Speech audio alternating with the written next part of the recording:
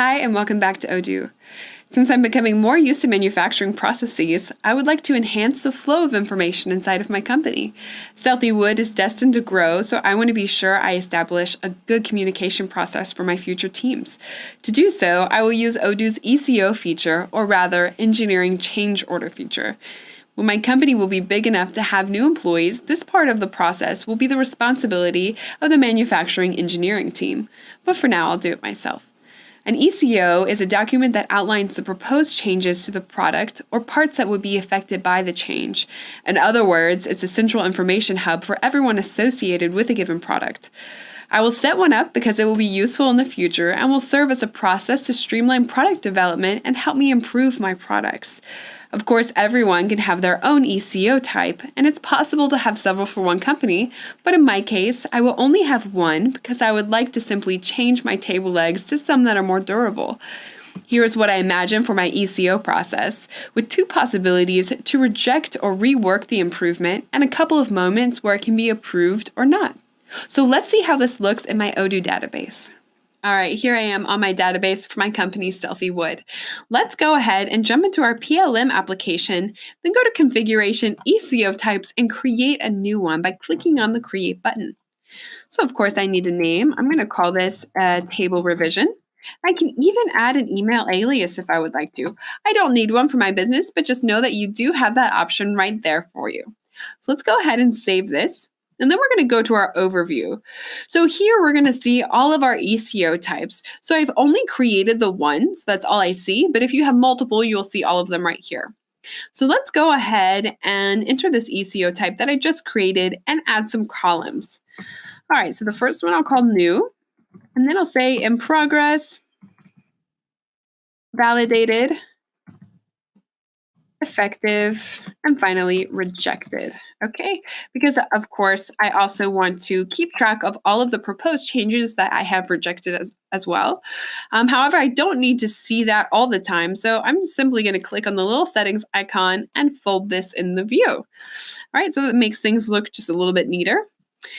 So now that we have all of our columns set up, let's go ahead and modify the stages and add some places where approvals need to be done or actions need to be made. So I'm going to go to my first stage, click on the little settings icon, go to edit stage and add an approval here.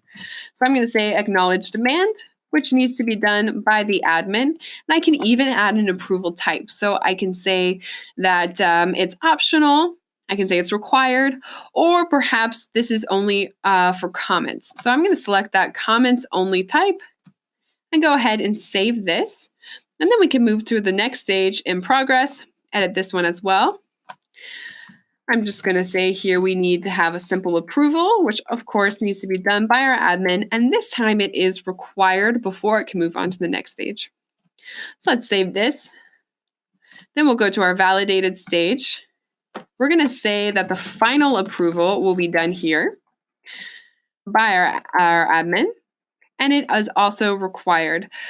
But not only that, at this stage, we can also apply some changes. So I'm going to specify that right here by clicking on this and saving. Then finally, our effective stage is going to be our final stage. And I'm not going to add an approval here because as we just saw, the final approval will be done in the validated stage. So here, I'm just going to select this option, save, and now we can go ahead and propose a change and see what happens when we go through the whole process. So let's click on create. Of course, we're going to need a short summary for this proposed revision or change. I'm going to call this replace table legs. Okay. I can say that this applies on the product only, the bill of material, the routing, or the BOM and the routing. So let's go ahead and choose bill of material. Okay. And I need my product. In this case, it will be my make to order table. Since I already have a bill of material that's linked to this product, it is automatically populated here in the bill of materials field. I can even specify the responsible, and I can also say when this will be effective. So as soon as possible or at a specific date. So if I select the second option, I have a new field where I can actually choose the specific date. Right here. But in this case, I'm going to say as soon as possible. And I can also add tags if I would like to. So let's go ahead and save this. All right, and start the new revision. So since I am the admin, I'm going to check this out. I'm going to make a comment that says, looks good. I'll log that right here and then move it to the next stage. So saying, yeah, I do think we need to make this change. We need to replace the table legs. So let's go ahead and make that in progress. All right, so as you can see, I manually moved the stage right here from inside of the proposed change. But if we go to our main view, I can simply drag and drop. All right, so now that we're here in the in progress stage, as we saw before, I do need to approve this and it is mandatory, okay? So I will not be able to move it to the validated stage unless I first approve it, okay? If I try to do that, I'll have a warning message pop up saying, hey, you can't move this yet. It needs to be approved by the right person. So let's go ahead and approve this, saying, all right, let's move forward with this, this proposed change to replace the table legs. This needs to happen. Now, something else I want to point out here, which we do also see in the new stage and all of the other stages as well, is this Bill of Materials Revision 2. So this means that we are working on a duplicate of the original bill of materials, okay? So this is just a proposed revision. Now I'm going to talk about that more in just a second, but first we're going to go to the validated stage, okay? And we're going to make some changes here. So I have approved this. I'm changing the stage. And since we can apply some changes, we have this new button here that says apply changes. Of course, I need to approve this before I can go ahead and apply changes. And I also need to suggest some changes on my new revision as well. So I'm going to do that by entering the bill of material and editing. Okay, so let's go ahead and say new table leg instead of table leg and save this. And of course, if we go to miscellaneous, we see that we are working on that second version. Okay, so by having this version feature and duplicating the old one when working on the new one, Odoo avoids problems like EBOM and MBOM overlay. Okay, so doing so, I will only modify the one BOM at the time.